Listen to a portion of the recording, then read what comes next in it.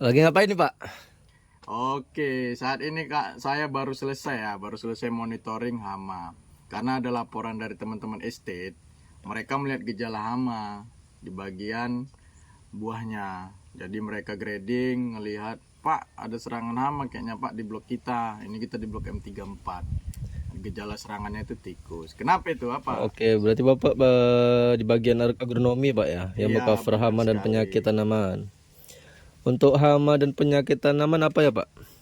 Nah, untuk penjelasannya ya, definisi dari hama dan penyakit tanaman itu adalah makroorganisme dan mikroorganisme yang merusak tanaman dan berdampak pada nilai ekonomis pelaku usaha perkebunannya, baik petani maupun pengusaha. Itu. Jadi dia lebih ke berdampak pada tanaman, terus pastinya ke nilai ekonomis, akan merugikan petani atau pelaku usaha di perkebunan kelapa sawit pada umumnya. Itulah. Nah, kalau untuk hama ini, hama dia makroorganisme. Nah, makroorganisme itu bisa kita lihat dengan mata telanjang. Bisa kita lihat dengan mata telanjang. Nah, biasanya itu dia ada mamalia, serangga. Itu paling umum lah untuk menyerang perkebunan kelapa sawit yang merusak tanaman itu. Terus ada penyakit mikroorganisme. Kenapa mikroorganisme? Karena dia lebih kecil. Kita lihat dengan mata telanjang itu tidak bisa, ataupun kasat mata nggak bisa kita lihat langsung. Tapi kita membutuhkan alat bantu penglihatan seperti mikroskop, ya kan? Itu biasanya jenis penyakit yang menyerang ada jamur, alga, dan bakteri. Nah, jadi penjelasannya itulah untuk hama dan penyakit tanaman. Secara definisi seperti itu. Oke, kalau untuk di perkebunan kelapa sawit di Indonesia Pak, hama dan penyakit yang paling dominan apa saja Pak? Oke, yang paling dominan ya, kalau untuk di perkebunan kelapa sawit Indonesia, mulai dari perusahaan ataupun petani. Nah, untuk hama itu ada mamalia. Nah, biasanya mamalia itu ada tikus, terus ada babi hutan, ada gajah, bahkan sampai dengan landak dan monyet itu juga bisa jadi hama selagi dia merusak tanaman itu sendiri. Nah, itu dia. Untuk serangganya, hama itu ada Oryctes atau kumbang tanduk biasa kita sebut kan. Terus yang kedua ada tirataba, ada juga rayap. Nah, dari masing-masing hama ini ya, dia beda-beda untuk cara merusaknya.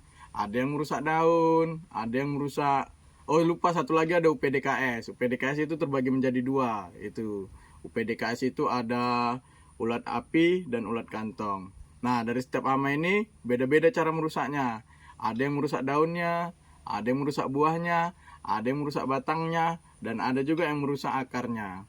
Ya, nah kalau untuk mamalia tikus itu biasa dia lebih dominan merusak ke di TM ya, tanaman menghasilkan ke buah dan bunga jantan. Itu untuk tikus. Kalau dia di TBM-nya dia suka nyari umbutnya. Kalau kita tahu tuh di pupus itu, di pucuk, di ujung di daun tombak. Nah, itu kan masih seger-segernya di situ. Pelepah pun ada juga dirusak oleh tikus. Babi hutan sama, babi hutan dia ke akarnya, lebih ke akar. Terus kalau di TBM biasa juga merusak tanaman itu, mencari pupusnya juga. Itu babi hutan karena di situ areal yang paling manis untuk babi hutan itu. Ya. Nah, kalau untuk tikus tadi di buah, buah dan bunga di TM-nya itu biasa merusak ke sana. Kalau dia di tanaman muda biasa ke pelepah ataupun ujung tombaknya itu. Kalau babi hutan lebih ke pupus dan akar. Biasa babi hutan itu menyerang itu di tanaman TBM yang lebih parah lah. Kalau di TM dia paling akarnya jadi gerus-gerus sambil mencari cacing kan, merusak akar, tapi nggak terlalu signifikan. Kalau gajah bahkan bisa sampai menumbangi pokoknya, biasanya seperti itu. Gajah makan daunnya, itu. Monyet pun hampir sama, jadi merusak bagian buah, juga bagian daun tombaknya kalau TBM monyet kan itu. Nah, kalau untuk Oryctes dia lebih ke daun. Nah, dia lebih ke daun, itu di bagian daun tombak. Kalau rayap dia ke batang. Nah, rayap itu membuat lorong-lorong, membuat gundukan di batang. Kalau dia tirataba, nah tirataba ini lebih ke buah. Nah, sampai buah itu busuk. Itu dia. Itu penjelasan untuk hama. Nah, penyakit yang dominan itu apa saja? Jamur yang paling umum itu ya, mungkin hampir seluruh perkebunan lah, mulai dari Sumatera sampai dengan Papua. Itu ada Ganoderma.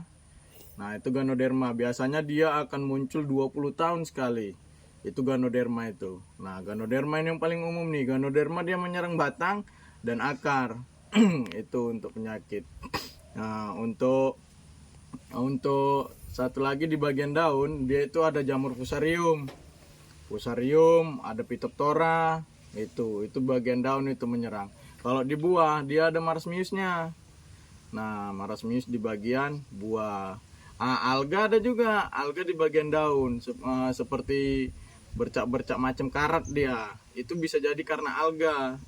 Itu dia. Nah, yang untuk di hama ini ya, saya jelasin ya. Yang paling sebenarnya semua hama dan penyakit ini kan akan merusak tanaman, tapi kerusakan yang dia buat tergantung masing-masing hamanya sendiri. Kalau UPDKS tadi kan di daun dia kan, UPDKS itu di daun. Nah, itu sangat berdampak apabila kita tidak mengkontrol populasinya di dalam. Nah, itu bahaya. Makanya UPDKS itu baik ulat api maupun ulat kantong, dia merusak daun sangat signifikan, terutama di UPDKS yang jenis ulat api itu. Nah, ulat api ada beberapa jenis. Yang pertama itu ada Setoranitens, Setotosia asigna, terus ada Dharmatrima, itu dia dan lain sebagainya. Kalau ulat kantong ada Masena corbeti, ada Metisa plana dan Petroma pendula. Itu dia. Itu sama itu, cuman beda kerusakan dan besar kecilnya larva tersebut. Ya, jadi hama itu hama dan penyakit itu harus kita monitoring terus itu populasinya, jangan sampai dia melewati batas toleransi. Maka sering disebut istilahnya ambang batas lah. Tujuannya apa? Nah, selain untuk efektivitas dan efisiensinya ya, itu juga kita bisa menekan kerusakan bagi tanaman itu. Mungkin itu saja penjelasan saya dari definisi hama dan penyakit tanaman, terus hama dan penyakit tanaman apa saja yang dominan. Salam planters.